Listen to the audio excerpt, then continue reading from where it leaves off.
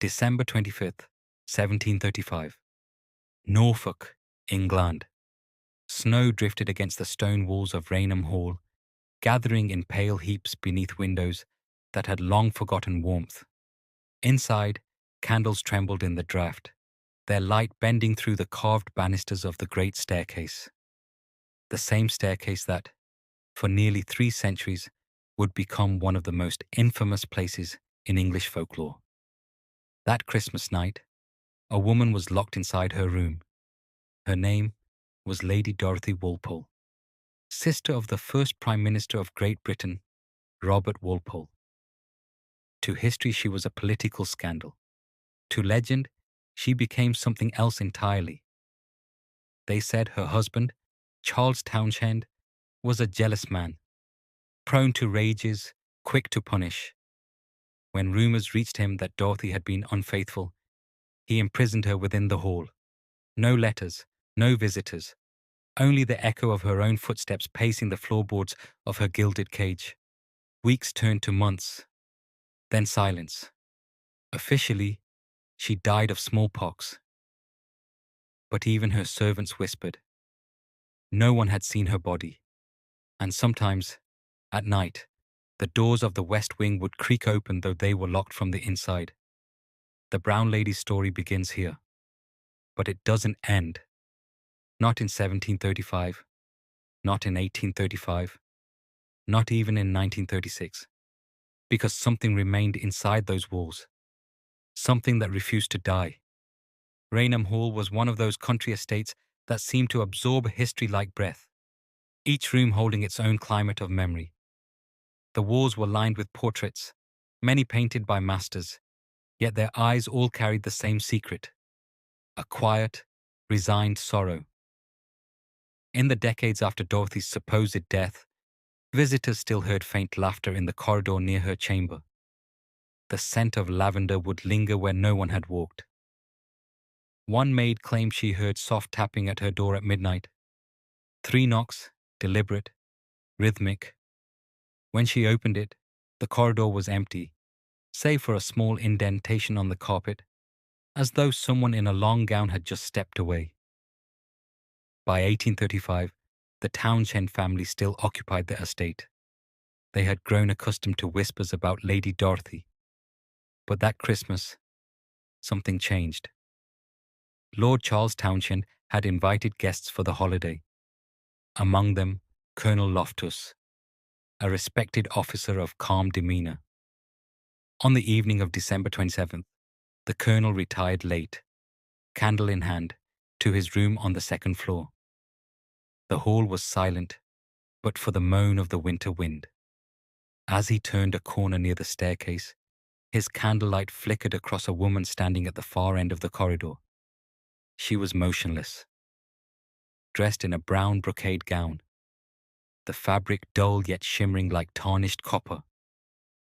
Her face was pale, blurred in shadow, but her eyes, wide, dark, sorrowful, were fixed on him. The Colonel blinked, uncertain whether fatigue had betrayed him. But when he raised the candle again, the woman was gone. The next night, he saw her again, this time closer, emerging from the same doorway. He swore later that her face was lit from within, as if some dim fire burned behind her eyes.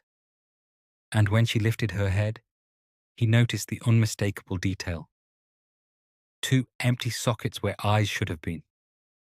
He fled down the staircase, dropping his candle. By morning, the story had spread among the guests. Servants refused to go upstairs after dusk. The hallways, they said, had changed temperature. Suddenly cold. Breath visible, even with fires burning. It was then the legend took shape. The woman in brown. The trapped soul of Lady Dorothy Walpole. Nearly a century later, her presence would be captured again. This time not by witness, but by camera. September 19th, 1936. It was a grey afternoon when 2 photographers, Captain Hubert Provand and his assistant Indre Charre, arrived at Raynham Hall. They had been assigned by Country Life magazine to photograph the estate for a feature on England's historic homes. The hall's caretaker led them through rooms thick with dust and silence. The grand staircase, the same one where Colonel Loftus had seen the ghost, was chosen as the perfect composition. Soft light from the window, the curve of the rail descending like a stage. Provan set up his camera, an old plate model requiring magnesium flash. Shaira prepared the glass plates while the caretaker waited below, hands folded. They took several ordinary shots.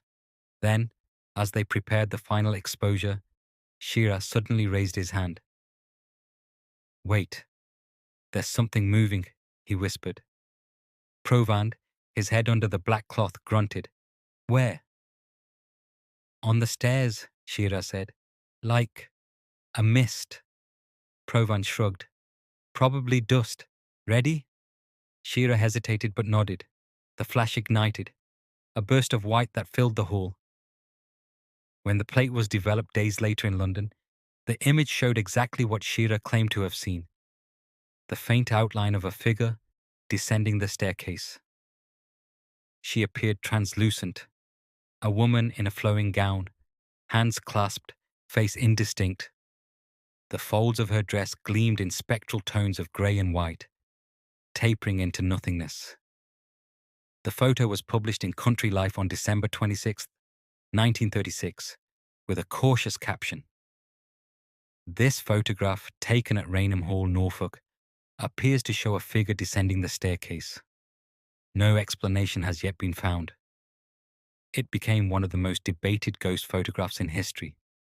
Experts examined it for double exposure, light leaks, even deliberate manipulation, but none could explain the precision of the figure's shadowing.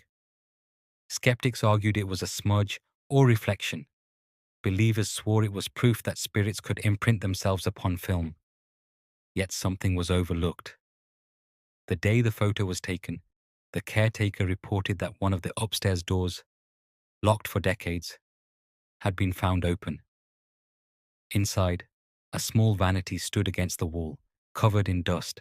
Upon its surface, the faint outline of a hand, not pressed from above, but from beneath the layer of dust, as though something had reached upward. That room, records confirmed, once belonged to Lady Dorothy Walpole, October 14th, 2015. Raynham Hall had been reopened for limited tours, a restoration project aimed to preserve its 400 years of history. The estate, though beautifully maintained, still carried a stillness that unsettled visitors. Among the staff was Emily Carter, a postgraduate student in folklore at the University of East Anglia. Her thesis was on persistence of female ghost narratives in English country estates. She had read every account of the Brown Lady, but privately dismissed it as local myth. Until that autumn night. It was her turn to lock up after an evening event. Most guests had gone, leaving only the ticking of clocks and the creak of settling wood. The light was low, filtered through the high windows of the staircase hall, the same one from the photograph. She carried a flashlight, moving room to room. At the top of the main staircase, she paused. The air was thick, heavy. The smell of lavender, faint but distinct, drifted past. Her beam caught something reflective on the banister, a ring of condensation, like the print of a damp hand. She ran her fingers through it, still cold. Then, a sound. Not footsteps. Something slower, like the whisper of fabric brushing the floor.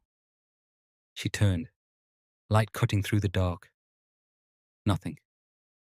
Only the long descending stair, the portraits looming above. She took a step forward, another. At the edge of the landing, her flashlight flickered. Once, twice, then died. For a moment, she stood in complete darkness. Her breath came shallow. Then from below she saw it, a dim shape forming in the gloom, rising upward this time. A woman, brown dress, head bowed. Emily tried to speak, but her throat was dry. The figure lifted her face. pale, blurred, yet recognizable. And though Emily had seen only reproductions of the 1936 photograph, she knew this was the same woman.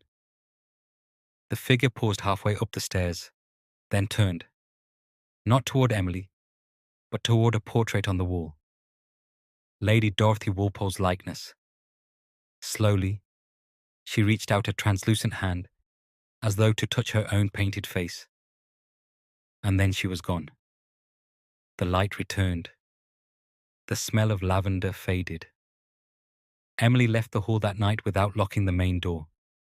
She would later describe the experience as a moment of grief, not terror, like seeing someone remember their death. The security footage from that evening, though degraded, shows a flicker of movement at 8:43 p.m., a shape descending the stairwell. No identifiable form, but a soft distortion of the air, as if the space itself were bending. Every generation of the Townshend estate has recorded its own encounter, from the colonel in 1835 to the photograph in 1936 to the student in 2015. The pattern is precise. Winter months, between dusk and midnight, on or near the staircase. Always the same direction, descent or ascent, as though retracing the same path over and over. The question is not whether the brown lady exists, it's why she remains. Local historians argue it is guilt, the unfinished sorrow of a woman betrayed and imprisoned. Paranormal investigators, more poetically, suggest the hall itself learned her memory, repeating it like a looped recording on the architecture of time. But there's another theory, one whispered among the staff at Raynham Hall even today. They say the brown lady is not haunting the hall at all, she is protecting it. In 1944, during World War II, a German bomber flew over Norfolk and released a payload that should have destroyed the estate entirely. Yet the bomb never detonated. It landed in the field just beyond the hall, unexploded, harmless. The night watchman on duty claimed he saw a woman standing by the staircase window moments before the explosion was expected. When he looked again, she had vanished, and the bomb had failed to ignite. Coincidence? Or intervention? No one knows. What they do know is that the figure appears only when the hall is threatened. By fire, vandalism, or change. When renovations began in 2002, the foreman's crew refused to continue after their tools were moved overnight, laid in neat patterns on the floor, shapes resembling stairs. Even now visitors describe cameras malfunctioning near the staircase, a heavy sense of presence when photographs are taken. The hall, it seems, remembers being photographed once before, and is careful about it happening again. December 25th, 2023. 3 centuries to the day since Lady Dorothy's death. The current caretakers hosted a small midnight vigil, part historical commemoration, part curiosity. They gathered at the base of the grand staircase. 10 people, candles in hand, surrounded by portraits watching from the walls. At exactly 12:03 a.m., the lights flickered. The air temperature dropped 7 degrees in under a minute. The scent of lavender spread through the hall. No one spoke. One guest, a historian named Alan Reeves, later said it felt like the building inhaled. The shadows deepened at the top of the stairs, forming a faint shape, taller, clearer, more defined than any before. A woman stepped forward, not mist, not blur, but almost solid, shimmering at the edges like heat haze. She stood at the top of the staircase, looking down, her expression unreadable. Then she spoke. Or perhaps the sound was not words, but an impression of them. A whisper through every wall. Still here. And in that instant, every candle went out. When light returned, she was gone. And with her, the faint reflection of herself in the 1936 photograph hanging nearby. Today, Raynham Hall remains one of England's most private estates. The Townshend family still resides there, though the staircase is no longer part of public tours. Visitors are allowed only as far as the Great Hall, where the famous photograph is displayed behind glass.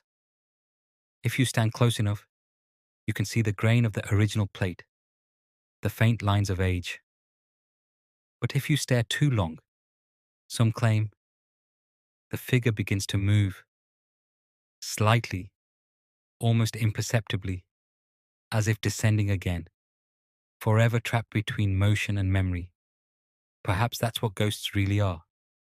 Not the dead among the living, but moments caught in endless repetition, trapped emotions echoing where they first occurred, a sorrow replayed through centuries. Raynham Hall is full of such echoes. The creak of floorboards where no one walks, the smell of lavender with no source, the faint impression of fingers on the banister that never fades, no matter how often it's cleaned. And sometimes, in winter, when fog rolls in from the fields and the house stands wrapped in silence, those who live there say they can hear a woman's voice, distant yet near, humming a tune no one can quite place. A lullaby, maybe. The song of a woman who never left. Because perhaps she isn't haunting the hall at all. Perhaps the hall is haunting us, reminding us what happens when grief is locked behind walls and forgotten. There's one more detail, something rarely mentioned in official accounts. The 1936 photograph was not the only one taken that day. Provand and Shearer had captured 2 plates of the staircase. The first showed nothing. The second, the apparition. But among the archives of country life, a note was discovered decades later, in Shearer's own handwriting. We destroyed a 3rd exposure. It showed her closer. Too close. Their eyes were open. No copy of that plate exists today. But sometimes, when lightning flashes through the windows of Raynham Hall, those who stand on the landing swear they see her face illuminated for a split second. The same empty eyes, the same brown gown, the same sorrowful poise as she turns, forever descending the staircase toward us. And maybe, if you ever visit Norfolk on a foggy winter night, you'll glimpse her too. Just remember, if you take a photograph, never take more than 2, because after the 3rd, she looks back